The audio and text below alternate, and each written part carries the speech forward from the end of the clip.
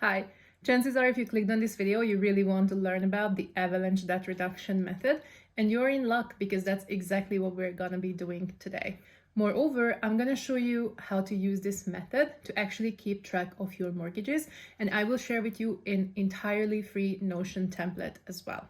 Hi, I'm Niki, and I create videos hoping to inspire people to nurture their mind, body, and spirit. In today's video, we're going to be talking about the avalanche debt reduction method, which I know that is a really preferred method of paying back mortgages and loans by a lot of people. I never use this method myself, but people are claiming that using the avalanche debt reduction method, you might actually be able to pay back your mortgages faster, and you will also save on interest rates.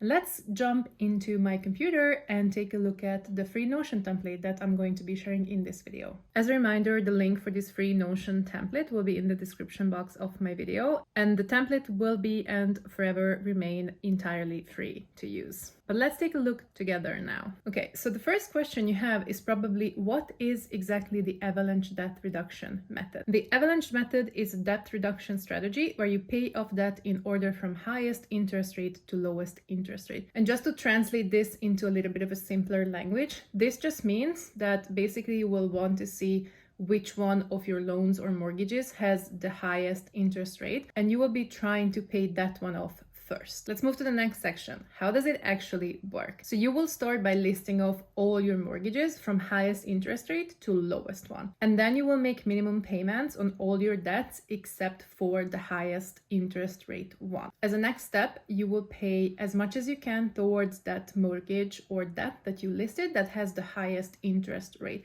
And it's really, really useful to think about extra ways of making money. Maybe you can take a side hustle, maybe you can take a part-time job, or you can sell digital products, and so on and so on. And then once you paid off your debt with the highest interest rate, you will move on to the one that had the second highest interest rate. And you will actually make a conscious effort of trying to pay that one off as soon as you can by making sure that you're putting as much money towards paying off that one as you can. And then basically you just repeat this process until you are paid off all your debts. As everything in life, this method also has pros and cons. So let's take a look to be able to understand why this would be a good idea and why this would be a bad idea to invest in. So the pros are pretty clear. It reduces the amount of total interest you pay because, of course, you start with the highest interest rate debt. So you actually save on that. It is good for budget-oriented minds. I do think that in order to be working with this method, you actually need to be a bit more budget-oriented, and you want to be someone who actually keeps very good track of their money. And if you're not that person, then I might suggest that you really think about other debt reduction methodologies. And the third pro is that you might be able to pay off debt quicker. And that is actually because starting with the highest interest rate debt or mortgage will allow your debt not to grow too much. So you will actually pay less than you would if you were paying for a longer period of time, if that makes sense. But let's take a look at the cons. So the first one is that it can be hard to stay motivated. And I would say that is probably because it will take quite some time to see results from this debt reduction method. Whereas, for example, if you were to use the snowball debt reduction method as an example, you will be able to see results a bit quicker. So let's just keep that in mind, that in this one, you probably need to be pushing for some months to actually see a good amount of reduction in your mortgages and or debts. Then moving on to the next one.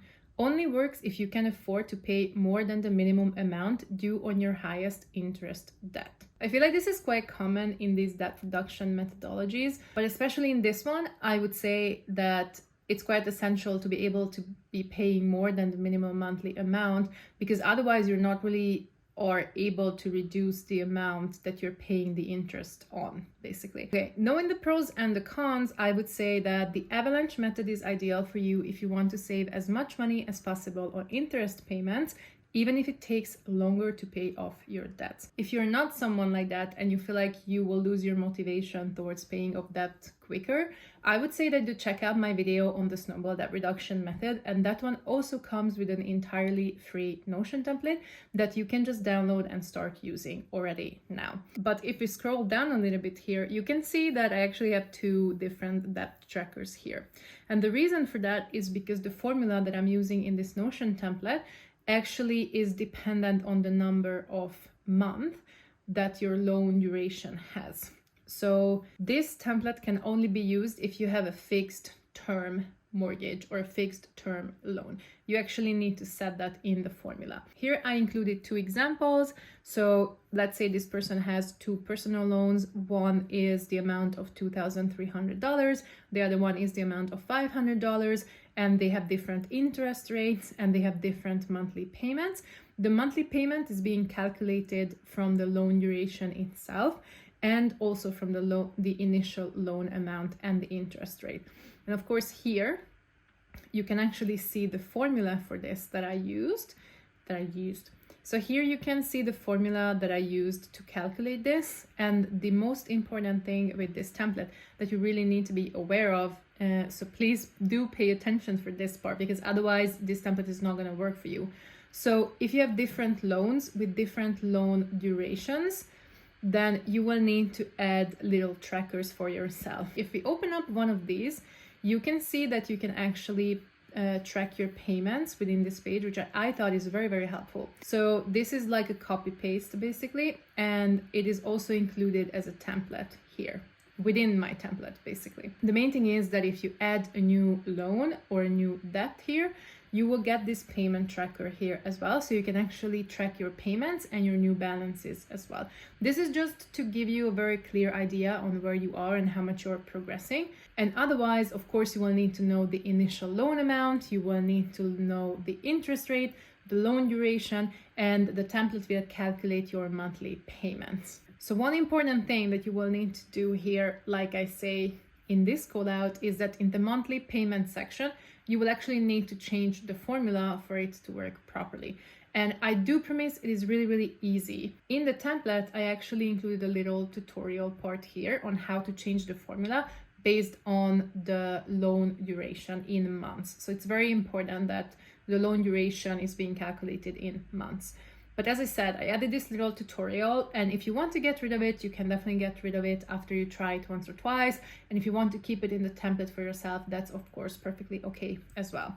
I also included an example because I feel like sometimes it makes it so much easier to actually see an example of how it should work and to be able to understand the logic behind something, especially with mathematical calculations. I'm not really good at math. I shouldn't be saying that because I just speak it into existence. But let's say that all my life I wasn't the best in math, and now I'm really trying to make a conscious effort of trying to become a bit more logical and a bit more mathematics oriented person. So it was actually a really fun challenge to create this template. Another disclaimer is that if you have more than one loans and they have different loan durations, please make sure that here you add new debt trackers for this, because otherwise you will change it to one of the loans loan duration, but the other one has a different one and the whole thing is going to get messed up. So if you have more than one loans or mortgages that you want to keep track of in this template,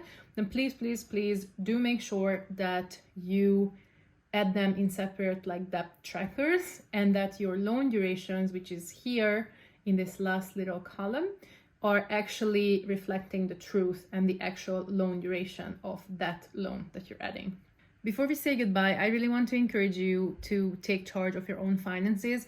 I actually once had 15,000 credit card debt, and it was the worst thing in my life, and I absolutely dreaded it, and it was really, really hard to get started with actually paying that off. But once I got started, I promise it only gets so much better. But if you feel like this method is a little bit too complex, or you're just not a budget-oriented person, you might want to start with something that is a bit more simpler. So then I suggest that you check out my video on the snowball debt reduction method. I'm gonna put that on the screen for you right now. The snowball debt reduction method is much more beginner-friendly. I actually started with that method, and I would definitely recommend starting there. I think it is really, really good.